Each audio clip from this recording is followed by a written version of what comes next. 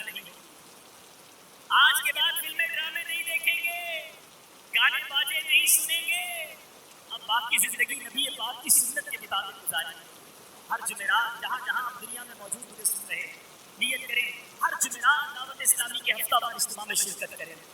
ہر ہفتے کی رات امیر اہل سنت مدنی مذاکرہ فرماتے ہیں, جس میں ہماری تربیت فرماتے ہیں کہ بچوں کے ساتھ گھر والوں کے ساتھ بیٹھ کر ہر ہفتے کی رات مدنی مذاکرہ سنیں. اور واقعی نیک بننا چاہتے ہیں, پریکٹیکلی نیک بننا چاہتے ہیں, تو ایک اور نیت کرتے ہیں کہ ہر مہینے کم از کم 3 دن کے مدنی قافلے میں سفر کریں گے. اللہ تعالیٰ آج کے دن کی برکت عطا فرمائے, ہماری اس توبہ کو اپنی بارگاہ میں قبول فرمائے. آمین. الحمد للہ رب العالمین والصلاة والسلام علی سید المرسلین, اما بعد فاعوذ باللہ من الشیطان الرجیم, بسم اللہ الرحمن الرحیم.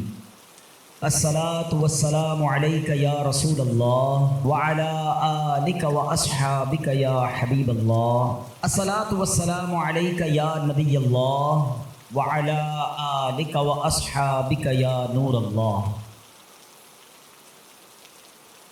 پھر پیارے اسلامی بھائیوں, یاد رہے کہ دنیا سے جانے والوں کو یاد رکھنا چاہیے. آہستہ آہستہ یہ رسم بھی ختم ہوتی جا رہی ہے, بات بھی کم ہوتی جا رہی ہے. آپ دیکھیں کہ کتنے لوگ ہیں جن کے ماں باپ چلے گئے ہیں اور وہ سوچیں کہ وہ کتنا انہیں یاد کرتے ہیں.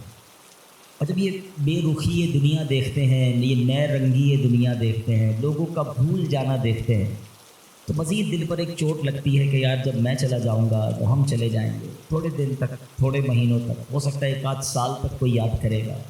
اس کے بعد کسی کا کچھ رکتا نہیں ہے, دنیا چلتی رہتی ہے. وہ کہتے نا, ایک قبر پر ایک کتبہ لگا ہوا تھا, مجھے لگتا تھا میں اہم تھا اور یہی میرا وہم تھا. ہمیں لگتا ہے میں بہت اہم آدمی ہوں, میرے جانے سے بڑا فرق پڑ جائے, میں نہیں ہوں گا تو بہت لوگوں کو امپیکٹ کریٹ ہوگا. یہ بھول ہے ہماری. دنیا پہلے سے چل رہی ہے اور اب بھی چلتی رہے گی. اب تو اور بے رخی ہو گئی ہے.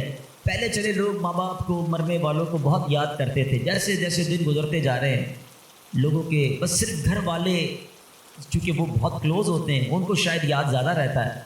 باقی دوست احباب دنیا والے تھوڑے عرصے کے بعد سب کی اپنی زندگی ہے, سب کا اپنا معمول ہے. یہ ہم سب کو احساس دلاتا ہے کہ میں اور آپ بھی جائیں گے اور پھر شاید دنیا میں یاد کرنے والا کوئی نہیں ہوگا. لیکن ہم کچھ ایسا کر کے کیوں نہ جائیں کہ کوئی یاد کرے یا نہ کرے, کوئی ثواب پہنچائے یا نہ پہنچائے, میں خود ایسا کر کے جاؤں کہ مرنے کے بعد قیامت تک مجھے خود ہی قبر میں ثواب ملتا رہے. اصل عقل مندی یہ ہے. جو دوسروں کے آسرے پہ جیتے ہیں نا کہ میرے مرنے کے بعد بچے ایصال ثواب کریں گے تو دوست کریں گے, بھائی میں خود اپنی فکر خود نہیں کر رہا تو میرے مرنے کے بعد کون میری فکر کرے گا. ہم سب کی عمر سے چھوٹے لوگ دنیا سے جا چکے ہیں. کبھی قبرستان جا کر چیک کر لینا, آپ کو چھوٹی سی قبر بھی ملے گی. وہ چھوٹی قبر کیوں ہوتی ہے؟ وہ چھوٹا بچہ ہوتا ہے جو دنیا سے چلا گیا ہے. جوانوں کی قبر بھی ملے گی, بوڑھوں کی قبر بھی ملے گی. ہر ایج کا بندہ آپ کے جاننے والوں میں سے دنیا سے گیا ہوگا. مگر ہم ہیں کہ غفلت کا پردہ ہٹتا ہی نہیں, خیال آتا ہی نہیں ہے کہ مجھے بھی مرنا ہے. شعر سارے بولتے ہیں کہ آگاہ اپنی موت سے کوئی بشر نہیں, سامان 100 برس کا ہے پل کی خبر. مگر ادراک نہیں ہے, زندگی کے معمولات میں فرق کوئی نہیں پڑتا. بندہ کہے نا یار کہ مجھے موت کی فکر ہو گئی ہے, اب میں تیاری کروں گا موت, مگر زبانی خرچ تو سارے ہی کرتے ہیں. کسی کی میت پہ جائیں تو ایسی بڑی بڑی باتیں لوگ کرتے ہیں, بھائی اللہ کی مرضی تھی, ہر کسی کو جانا ہے, اپنے کرنی کا پھل بھگتنا ہے. لیکن جو یہ کہہ رہا ہے کیا وہ اپنے آپ سے بھی کہتا ہے کہ تجھے بھی جانا ہے؟ تو نے تیاری کر لی جانے کی؟ آج بھی تو جا سکتا ہے. اے میرے پیارے اسلامی بھائی, آج میں چاہوں گا, یہ موضوع بھی لوگوں کو پسند نہیں آتا, مجھے اندازہ ہے یار کوئی تھوڑی سی اچھی باتیں کرو, ہم نعرے لگائیں, ہم جھومیں. اس موضوع پر زیادہ بات کرنا بھی لوگوں کو پسند نہیں ہے. عجیب کہانی ہے, ایسی حقیقت ہے موت, ایسی ریئلٹی ہے موت کہ جس سے انکار نہیں. دیکھیں ہمارے بہت سارے مذاہب سے اختلاف ہے. کچھ مذاہب ہیں جو نبی پاک کا معاذ اللہ انکار کرتے ہیں, کچھ قرآن کو نہیں مانتے, کچھ ایسے لوگ ہیں جو اللہ کو ہی نہیں مانتے ہیں. کتنے اختلاف ہیں لوگوں میں, دنیا بھر میں الگ الگ قسم کے ریلیجن ہیں, دہریت والے لوگ ہیں, کمیونسٹ لوگ ہیں, عجیب عجیب لوگ ہیں جن کا آپس میں ہمارا بڑا اختلاف ہے. معاذ اللہ کچھ لوگ ہمارے نبی کو آخری نبی نہیں مانتے. لیکن ایک حقیقت ایسی ہے جو دنیا کا ہر مذہب مانتا ہے، دنیا کی ہر قوم مانتی ہے، دنیا کا ہر بندہ، عقل مند ہو یا بے وقوف ہو، جناب پڑھا لکھا ہو یا جاہل ہو، مرد ہو یا عورت ہو، پاکستانی ہو یا امریکی ہو، all around the world everybody must acknowledge that. وہ کیا ہے؟ وہ سب مانتے ہیں کہ موت آ کر رہے گی، کسی کا اختلاف نہیں ہے. کوئی مذہب، کوئی آپ کو دنیا کی قوم ایسی نہیں ملے گی جو کہہ رہے ہیں جناب ہمارا ہم نہیں مانتے موت آئے گی. ایوری ہر بندہ مانتا ہے. کتنی کمال کی ریئلٹی ہے. اچھا سارے لوگ یہ بھی مانتے ہیں کہ پتہ نہیں کب آئے گی. ایک تو ہونا کہ بھائی کچھ لوگ کہتے ہیں ہاں موت آئے گی مگر ہم کو پتہ ہے. nobody knows. کسی کو بھی نہیں پتہ کب آئے گی. یہ پتہ ہے آئے گی اور بچ کوئی نہیں سکتا.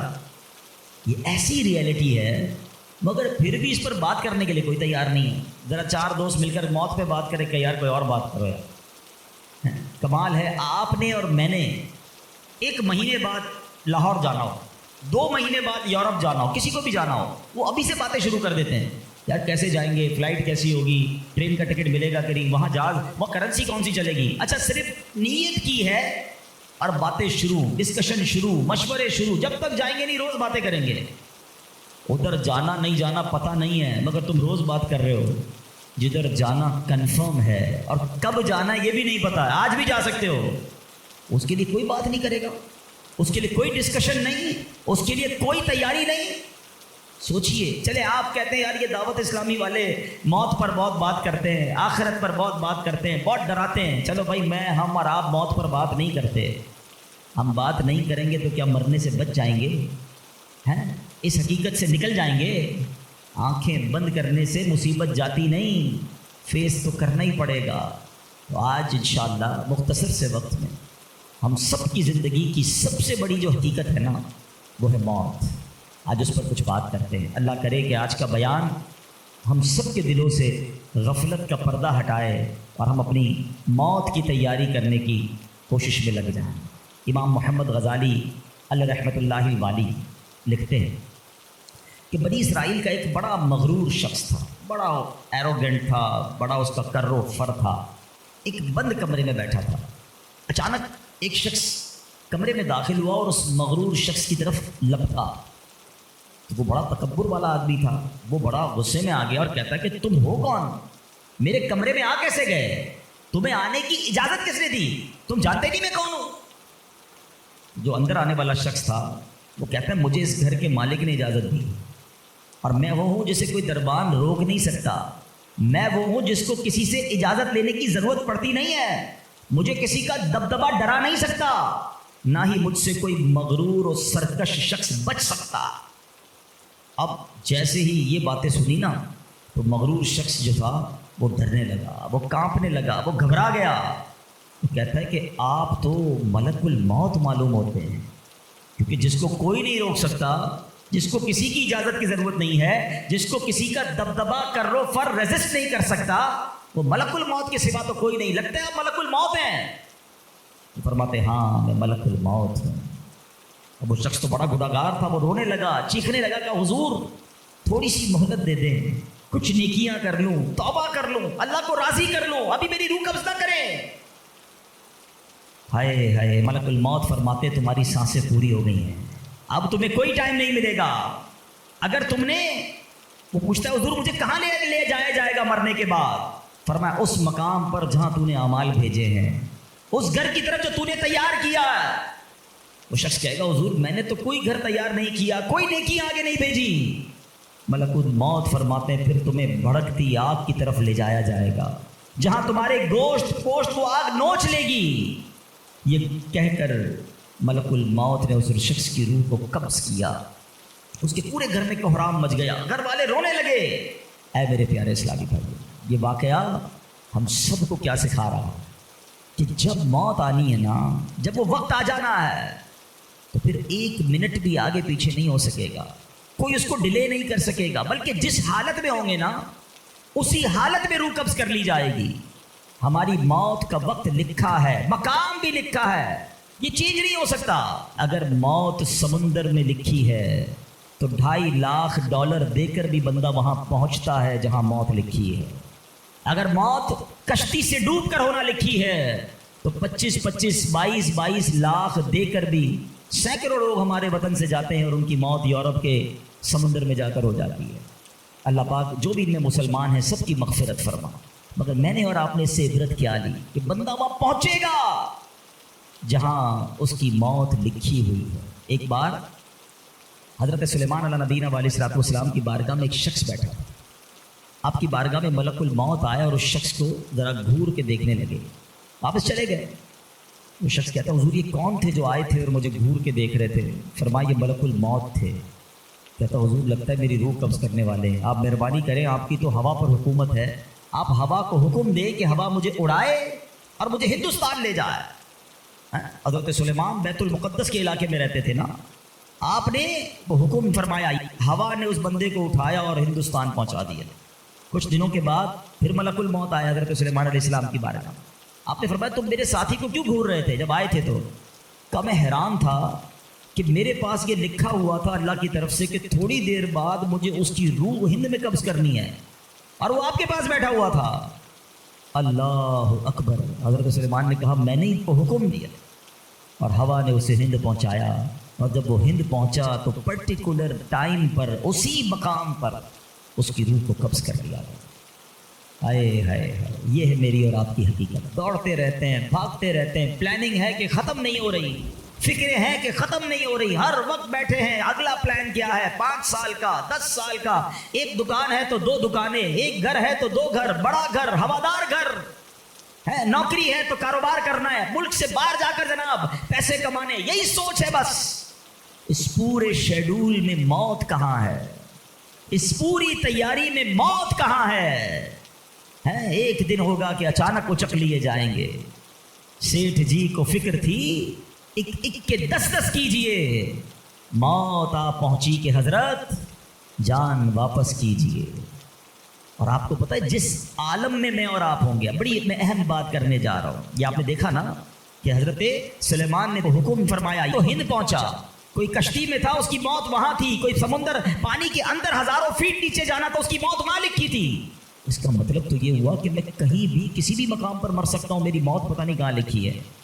अब ज़रा गौर कीजिए, हम सब पता है क्या चाहते हैं कि मौत के वक्त हम सजदे में हों, चाहते हैं ना?